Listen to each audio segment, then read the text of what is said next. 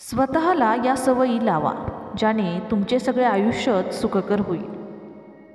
सकाळी उठल्या उठल्या एक सूचना स्वतःला द्या, किमान 10 वेळा तरी हे मनापासून बोलायचे की आजचा दिवस खूप छान जाणार आहे व आज नक्कीच काहीतरी छान होणार आहे। सतत जर त्रास तणाव येत असेल तर दीर्घ श्वास घ्या, त्रास बऱ्यापैकी कमी होईल। श्री स्वामी समर्थांना आठवा किंवा तुमची कोणत्या देवावर श्रद्धा आहे त्यांचे नामस्मरण करा। मानसिक संतुलन ढळू देऊ नका। नामस्मरणात खूप जादू आहे, शक्ती आहे आणि हे करून पहा। आपल्याला जर चिंता असतील, दुःख असेल तर त्याचा उगीच बाऊ करू नका। दुःख चघळल्याने दुःख तर कमी होणार नाही, उलट मानसिक ताण वाढेल।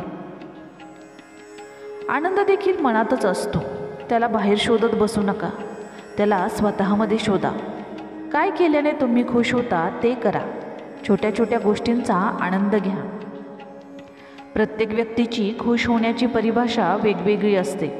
उदाहरणार्थ, एखाद्याला जर मोठ्याने हसायचे असेल, त्याला त्यात आनंद होत असेल तर त्याचा आदर करा, उगीच त्याची चेष्टा करू नका। त्याची खुश राहायची परिभाषा मोठ्याने हसणे ही आहे। म्हणजेच काय तर छोट्या छोट्या गोष्टीतच जगा, हाच खरा आनंद आहे। आपल्याकडे जे आहे, जेवढे आहे त्यात खुश राहा। सगळंच मनासारखं घडेल असं नसतं, तेव्हा जेवढं आहे त्यात सुखी होणे म्हणजे समाधान असते। दिवसातला 1 तास तरी स्वतःसाठी काढा। हा वेळ कधीही द्या, पण 1 तास फक्त स्वतःसाठी द्या।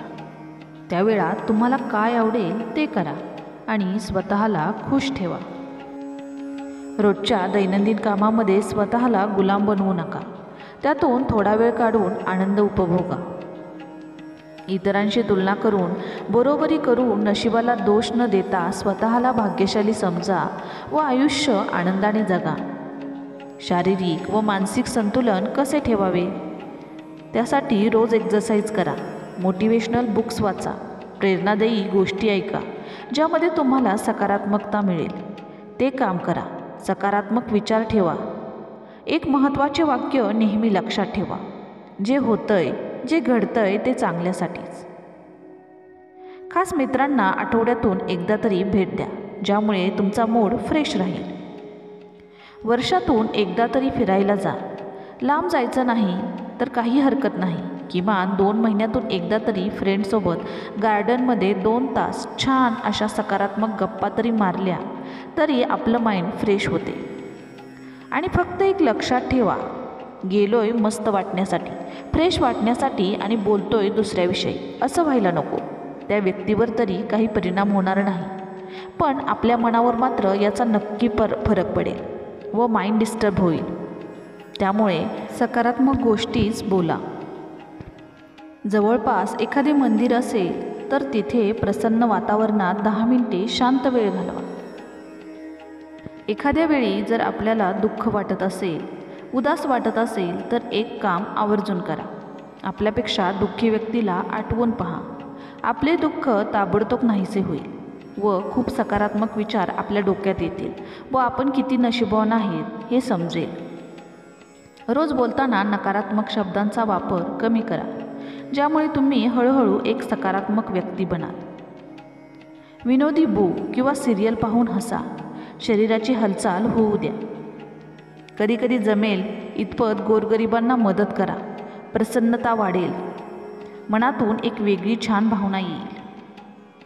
कोणी काही चुकीचे बोलले तर त्याला मनावर घेऊ नका, ते तिथे सोडून द्या। खूप वेळ शिल्लक असेल तर रिकामे अजिबात बसू नका। मनात वाईट असे विचार येतात, त्या वेळामध्ये आपले छंद जोपासा। कोणाकडे अपेक्षाच करू नका। जमतंय तरी ठीक, नाही जमलं तरी ठीक। अपेक्षेचा भंग होऊन अपेक्षाभंग तरी होणार नाही। रोज एकच काम करतोय, सगळं अगदी वेळेनुसार, तरी बघा याचा देखील कंटाळा आपल्याला येतो। त्यामुळे एखादा दिवस वेगळ्या पद्धतीने घालवा, बघा छान वाटेल। उदास वाटत असेल तर घराबाहेर मोकळ्या वातावरणात फेरफटका मारा। तर आशा करते तुम्हाला हा व्हिडिओ आवडला असेल। तुम्हाला जर व्हिडिओ आवडला असेल तर व्हिडिओ शेअर करा। आणि चॅनलला सबस्क्राईब करायला विसरू नका. धन्यवाद.